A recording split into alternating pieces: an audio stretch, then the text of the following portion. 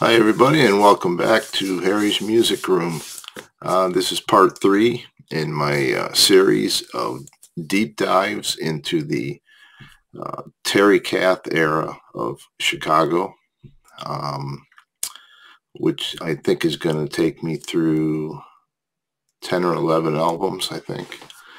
But this is the third album, and it was January 1971 when this was released. I was 17 years old.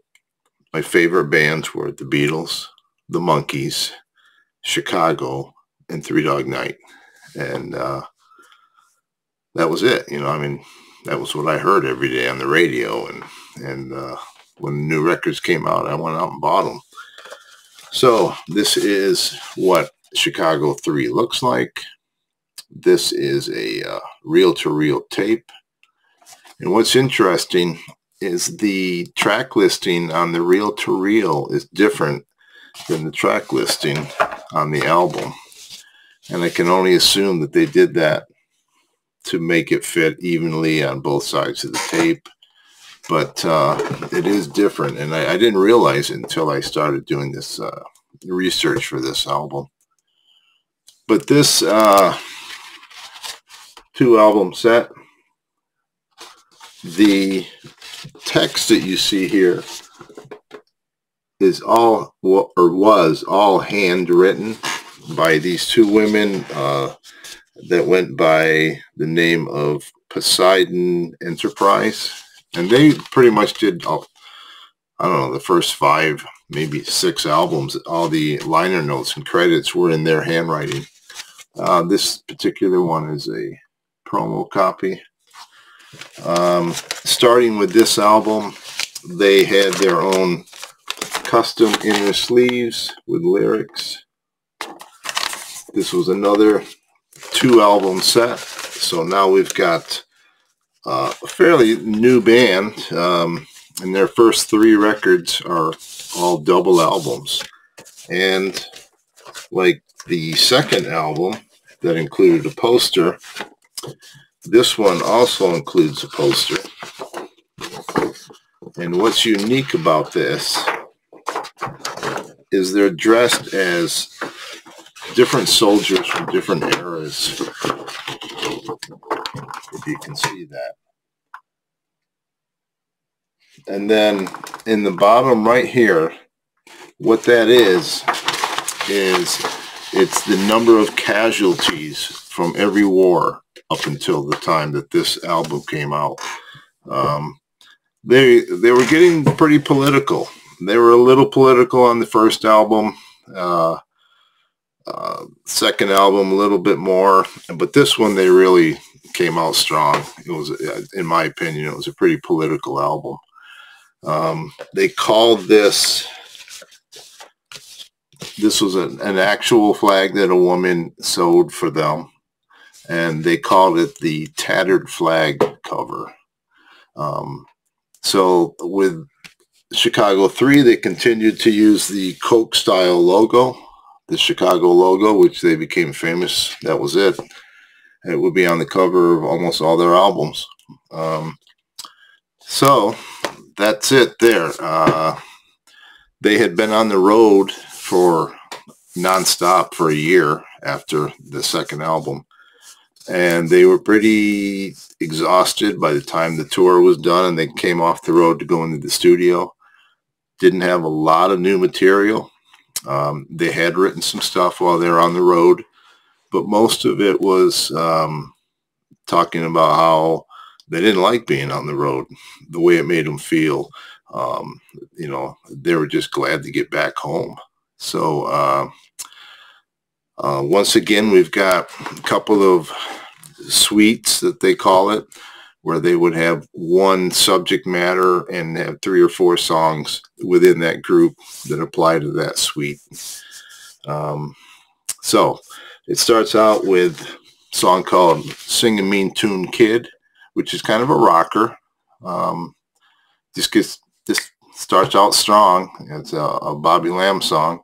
And it goes from being a rocker to kind of a funky, jazzy jam kind of thing, free form guitar, still, just great work again, as usual, with Terry Kath. He never fails to come across with a great riff or just a great solo or something. I don't know how he did it, but man, it was incredible. Second song is called "Loneliness Is Just a Word," and again, it's a kind of a jazzy, funky, upbeat kind of a song with really good harmonies. One of the things I love about Chicago was their harmonies and that horn section. Yeah, I love that horn section. And then we've got a song called "What Else Can I Say?" And it's got a little bit of a country flavor. I think it's a pedal steel guitar that I'm hearing in it, but I could be wrong. But it's definitely got a country flavor to it. Next song is called "I Don't Need Your Money," and that's a co-write between Terry Kath and Robert Lamb. And this one, he says, "I don't want no trouble, tax, or Uncle Sam, especially Uncle Sam." There's your first little bit of politics coming into the music.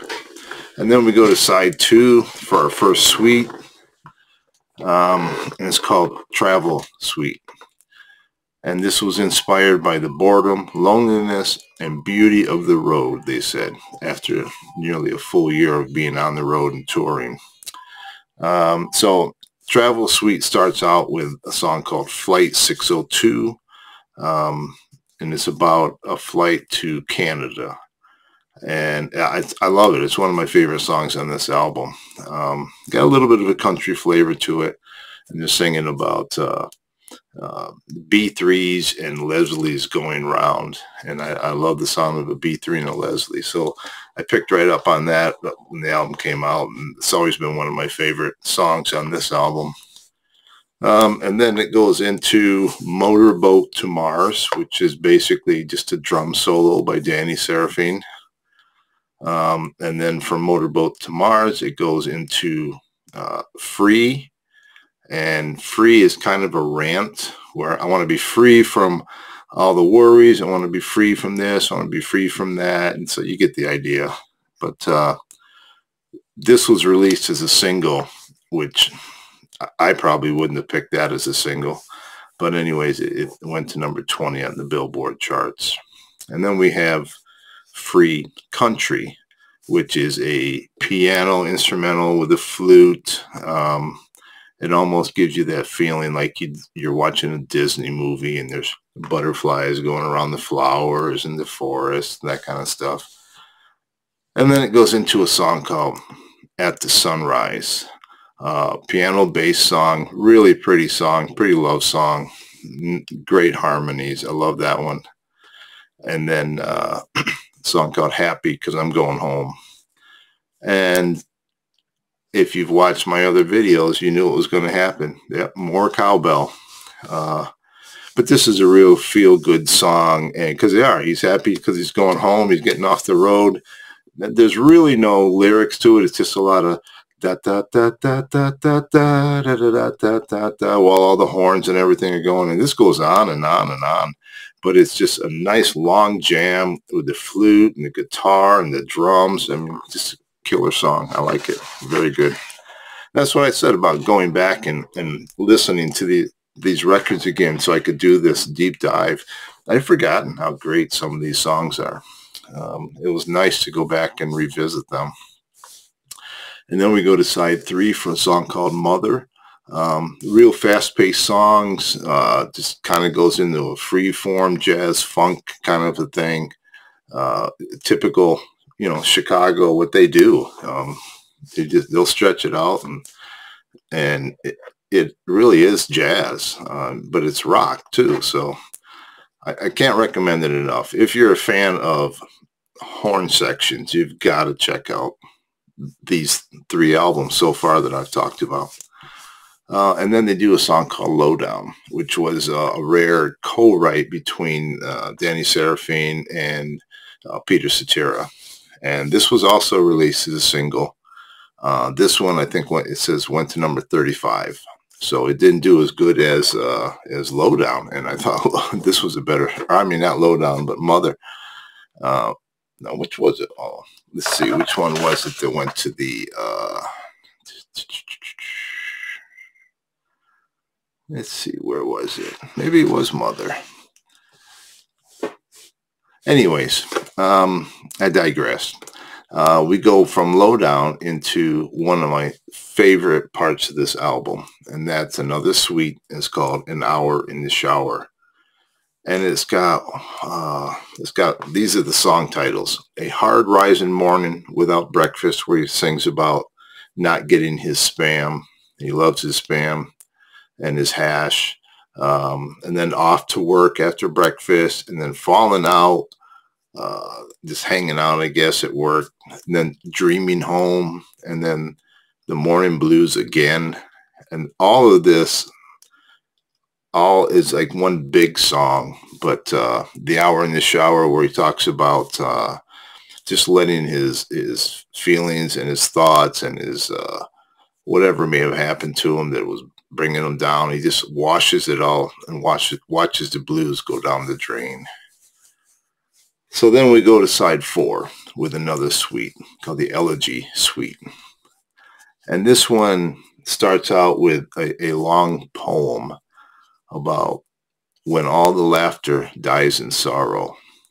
And it goes on and on and on about what we're doing and the effect that we're having. And at the very end, it says, let's see here. I want to read you just a little bit of it. I wanted to do a needle drop, but I don't think I'll get past their algorithms. When all the laughter dies in sorrow, and the tears have risen to a flood, when all the wars have found a cause in human wisdom and in blood, do you think they'll cry in sadness? Do you think that they will blink? Do you think they'll curse the madness? Do you think they'll even think? And then it goes on, and the last line is, do you think a greater thinking thing will give a damn that man was here? And then it says, Kendrew Lascelles. So I'm not sure if that was a co-write on that or what that is. But anyways, from that poem, it goes into this almost classical piece called Canon. And then Once Upon a Time, which leads into a song called Progress with a question mark. And I think is it progress? Because what you're hearing are jackhammers in cars with their horns blaring and all the loud interruptions to your daily life that you hear in the inner city. And it just gets louder and louder, and the jackhammers keep going. And it's just building to the point where you just want to scream. And, is it progress? That's the point of that song. And then it ends with The Approaching Storm, which is a real nice horn-driven jam that goes from The Approaching Storm to a song called Man versus Man, The End. And it just ends with this this instrumental. And that's my take on Chicago 3. So thank you for watching. Keep watching. I'll be doing, I'm not going to do a real in-depth on Chicago 4 because all the songs have really been talked about up until this point. Because what they did after this album was released, they did a week-long stand at Carnegie Hall. And they recorded all 5 shows or 7 shows, I think. And then they picked the best to put out as a 4-album set. So I will go over it a little bit, but I'm not going to go into it as in-depth as I have on the first 3. So thanks for watching. I appreciate it. And until next time, ciao.